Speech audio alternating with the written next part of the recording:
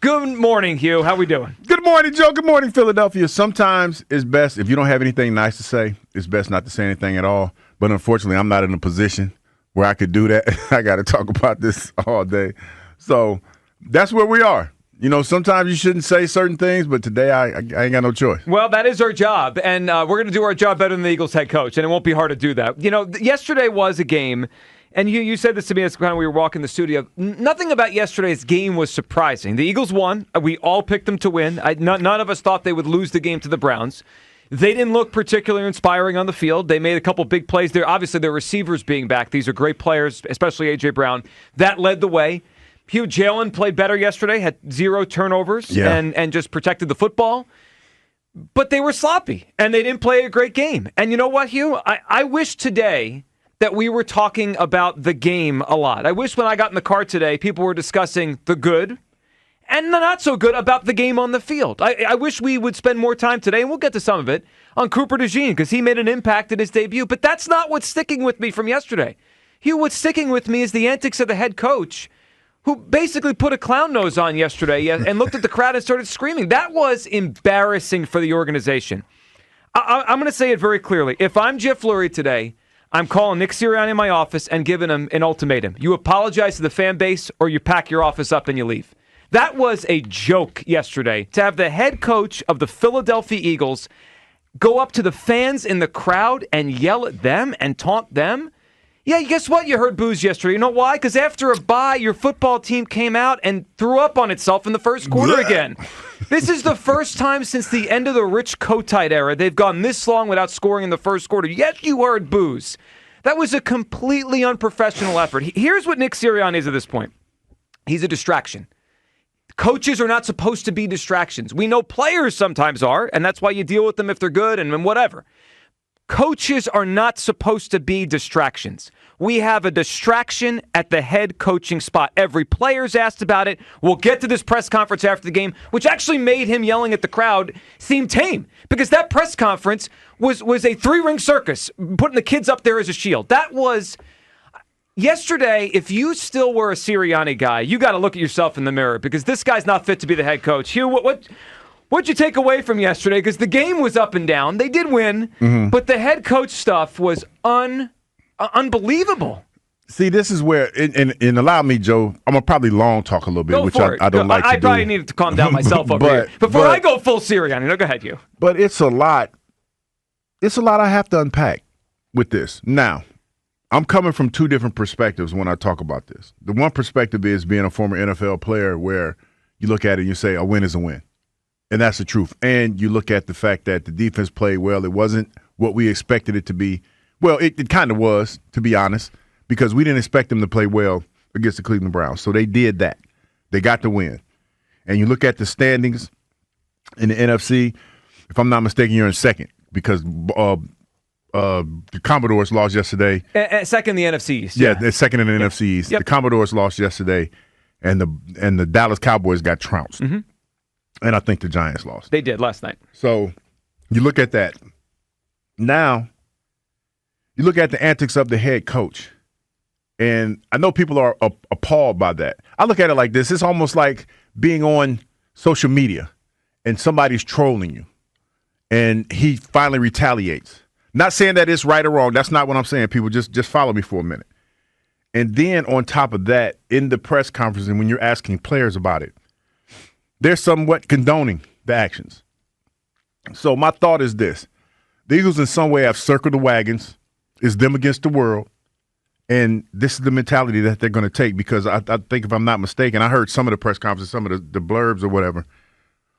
Coach Sirianni talked about how the players wanted that from him, or wanted him to be himself. And Brandon Graham basically echoed that sentiment. So it to me feels like they've circled the wagons. It's them against the world. This is the way they're probably going to go moving forward. And the thing for me is this.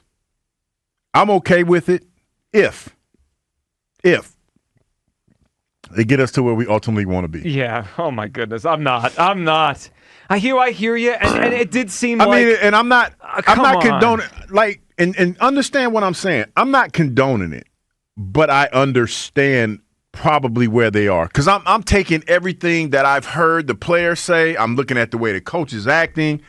And let's be honest. In that moment, there are certain buffers that we've been told that were in place to stop stuff like this from happening. Like, what do you mean, Big Dom? Yeah. What did Big Dom do? He let him go.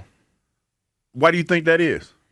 I feel like there's more to it than what we see. Well, you might be right, but the fact that we need to have a security guy on the sideline so our own head coach doesn't go up to our own fans. This stuff happened in the past. It was in Indianapolis, right? Exactly. It was in Kansas City. And I didn't like it then because I thought it was just not becoming of a head coach in the NFL to act like that. Like Andy Reid would never act like that. Even guys that are emotional guys. I can never imagine, he was just on TV in front of us, so he's top of mind for me. I can't imagine Dan Campbell, who once said he wants his players to bite kneecaps, will go up to fans and yell at them in the crowd. I don't think no one does this. I don't think that dog hunts in Philadelphia. It doesn't hunt anywhere. It doesn't, especially not here. Yesterday, the game itself, up and down, I've come to expect this out of this football team led by Sirianni. They're not that good. And then maybe they're good enough to make the playoffs. We'll get to all that, and we'll go through the game today. But I'm not so much bothered by the fact that they struggled to win a game against a bad team. I'm flabbergasted that the head coach would act like that. That he had the nerve. It is the nerve. Your team almost lost to the Cleveland Browns. That's the worst quarterback in the league. And you won. And you won, and you're chirping after that? No, don't get mad at me, Joe. Chirping after that? Don't get mad at me. My job today is to try to help you understand why he did what he did. So when I say what I'm saying, I'm not saying it to irritate you because you're thoroughly irritated today. I'm not at you. I'm the coach. But I'm trying to get inside of Coach Sirianni's head because I told you we're kind of kindred spirits. No, there's a lot. You are, but you're smarter than that. Yes, I am. You're smarter than that. But the first part of being smart is knowing what to do. I have questions about everything that has transpired in the last 48 hours. This man, from the last press conference that we had until Sunday, cut his hair. He went full G.I. Jane. Why? What happened? We just had a bye week. It's not like you followed a whole week. You didn't have a football game last week where you were under duress and you came back and you cut your hair. You did a full week of press conferences. And then all of a sudden, on Sunday, that's the news. We were sitting there doing the show, and Elliot showed me the picture. And I was like, oh, that's interesting. And my first thought was G.I. Jane. Somebody said Britney Spears. Somebody said Remy from Higher Learning. They all work. There were different, and I can't remember the guy from Full Metal Jacket who was Vincent D'Onofrio, his character, but whatever. It was all of that. So you have that. That, to me, is the beginning of whatever this is that we're going through. And then all of a sudden, after a win, you got the coach going at fans.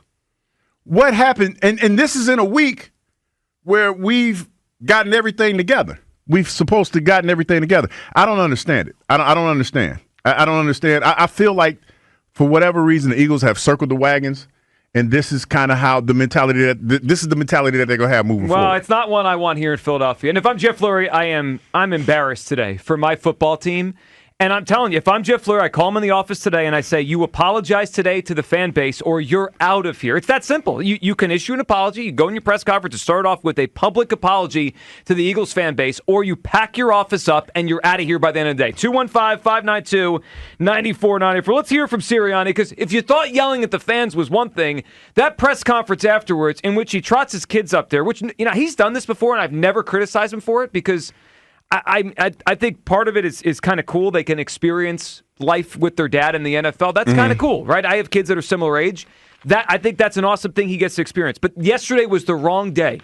Okay, he knew what was coming in that press conference. After he yelled at the fans, after his team stunk in the first half, he knew it was going to be a critical press conference. If I'm him yesterday, I don't know who watches his kids during the game, whether it be his wife, his parents, or whatever family member has the kids during the game. You got to say, you know what? Let's have an audible. They'll come with me next game or soon. This one's going to be a tougher one today. I don't think it's the right spot for them to be there. Instead, he had them as a shield yesterday, which I thought was low. Audacity. I thought it was low. I just did. I thought it was, and everyone saw through it. He's making these weird jokes. The kids aren't even laughing. Yesterday was just so uncomfortable after the game. So let's listen to Sirianni as he's deflecting here, asked about the slow starts in which the Eagles again didn't score in the first quarter. I guess that means we didn't work at all in it. Because y'all are making a big deal about it. I mean, it's like, guys, we're going to figure it out. We're going to fix it. We've known how to score in the past. Like, we get it. You guys have a job to do, and you're going to fixate on one thing, and you're going to be like, oh, they haven't started fast, or they haven't turned the ball over. Like, we got it. Like, we're going to do everything we can do to fix it. Like, and I don't want that to be in their heads. That's why I'm basically telling you guys, all right, we got it. We'll figure it out. And so sometimes you get things in your head, and you continue, and it kind of works there, but like the defense started their ass off. It was 10-0 to start the football game off, and the defense didn't let up a play. And so they played their ass off. So they started fast, right? And we'll get it figured out on offense. We will get it figured out on offense. Do you think that was funny? No, yeah, I didn't actually. I didn't think it was funny. That's exactly. See, I didn't get a chance to hear all of that. And just let me give you a reflection of how I kind of come to the conclusion that I come to after I watch a game. There are certain things that happen during the course of the day. I'm not going to go into too much detail that made me feel the way that I feel. There were some conversations that were had earlier from certain people that I know that were a little defiant in nature. And I was just wondering why that was the case. And now, fast forward to the game, Coach Sirianni comes out, the hair's cut, everything. Jalen Hurts after the game, when he's asked about the performance of the offense, he goes out of his way to talk about how well the defense played. And talk about, of course they do, because the offense sucked. Yeah, but this is the thing. Their philosophy, their mindset right now is a win is a win. That's where the football side of me, I understand that. Because that's what we're taught, regardless of how it is. An ugly win. It's hard to get wins in the NFL, Joe. And Hugh, I get that, and I expect that from players. They got to live in the moment. Mm-hmm. The head coach, and we're going to play Lane later. We'll get to a lot of stuff. The head coach is delusional. Like, to sit up there and tell me, like, he's laughing at the question. They haven't scored a first quarter point. You know who has? The Panthers. Mm-hmm. You know who has? The Browns. The worst teams in the league have scored in the first quarter. Yesterday on the pregame show, Ruben told us the last player to score a touchdown for the Eagles in the first quarter of a game was Julio Jones. Yes. You know the last time the Eagles went this many games without a first quarter point? The end of the Rich Kotite era. So laugh it up, Nick. I mean, you're next. Like, they're going to fire you soon. Laugh it up. I don't know. Oh, Hugh. I don't know. He's on. Joe, I'm not. Listen to what I'm saying. I don't feel. Me and you are we're in lockstep with this, but I do not feel like what he did. They feel was egregious. But their performance stinks. Like, yes, I can't have him up there yucking it up.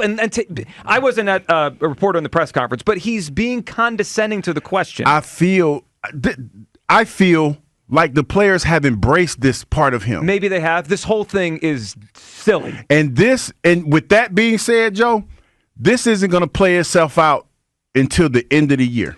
Until Louisiana, the two teams that are going to Louisiana make it to Louisiana. And it won't be the Eagles. I mean, like I'm still holding on. Yeah, Hugh, we could do that. Stop. I mean, I am going to be bullish on this. They were 10-10 in the fourth quarter with the Browns. They're this close to losing to the Browns. And I'll tell you this. Oh my God! Last night, watching the little bit that I did see of the Detroit Lions, I don't feel comfortable saying that, but I still have to believe. I got to believe it. Yeah, I got to believe it. Yes, I do. No, you don't. Yes, I do. We can believe the truth about the head coach. You're allowed to want to. No, you don't have to. I still believe it. I believe it. I believe they believe in him. I don't think you do. I do. How about Sirianni? I bet yesterday 2-1, $2. Yeah, that's why you think. Hey, all right, enough of that. We'll get to that. All right, Sirianni yesterday, also early in the game, John with some Browns players and going back and forth with fans after the game. What was that all about? Here's Nick. Yeah,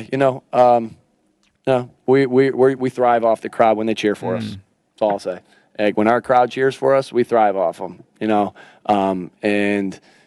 We hear them when they boo. We don't necessarily like it. I don't think that's productive for anybody. But when they cheer for us and when we got them rolling, we love it.